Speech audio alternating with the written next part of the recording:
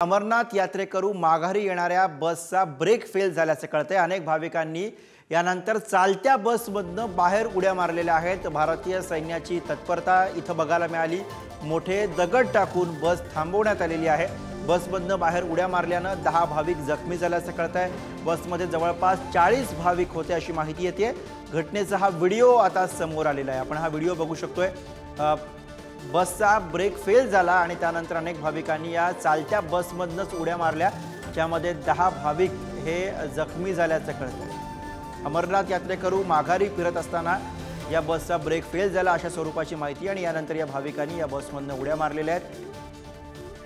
10 भाविक यामध्ये जखमी झाल्याचं कळतंय आणि याच विषयी अधिक माहिती घेऊयात। शिवाजी काळे आपले प्रतिनिधी सोबत आहेत। शिवाजी, नेमका कोणत्या परिसरामधला हा व्हिडिओ आहे? यानंतर पुढे काय झालं याबद्दलचा काय तपशील समोर घेतोय?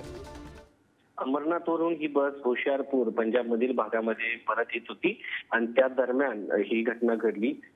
ही घटना घडत असताना तुम्ही जर ही दृश्य पाहिले तर रस्ता हा वळणाचा होता। त्या दरम्यान त्या गाडीचा ब्रेक फेल झाला।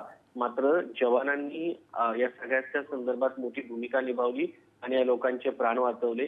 जेव्हा बस वेगात होती त्या दरम्यान दगड टाकण्यात आले।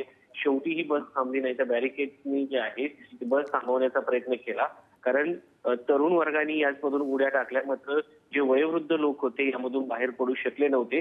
मात्र जवानांच्या तत्परतेने या यात्रेकरूंचे प्राण वाचलेले आहेत। अलीकडच्या काळामध्ये अमरनाथ यात्रेच्या संदर्भात जे लोक जातात त्यांच्या संदर्भात काळजी घेण्याचं आव्हान सातत्याने केलं जातं। खास करून डोंगराळ भागामध्ये वाहनं चालवताना ब्रेकची पूर्ण व्यवस्था जी आहे ती तपासली जाणं गरजेचं आहे। आणि ह्या ज्या यात्रेकरू बस असतात यांना देखील सातत्यानं परिवहन विभागाकडून सूचना केल्या जातात। मात्र हलगर्जी झाल्यानंतर किती मोठ्या लोकांच्या जीवावर बेततं हे यामधून पाहायला मिळतं। या सगळ्या पार्श्वभूमीवरती आपण जर पाहिलं तर या लोकांचे जीव जे आहेत त्या तत्परतेने वाचले आहेत। मात्र भविष्यामध्ये डोंगराळ भागांमधून प्रवेश करताना लोकांनी काळजी घेण्याचं आवाहन परिवहन विभागाकडून करण्यात येत आहे।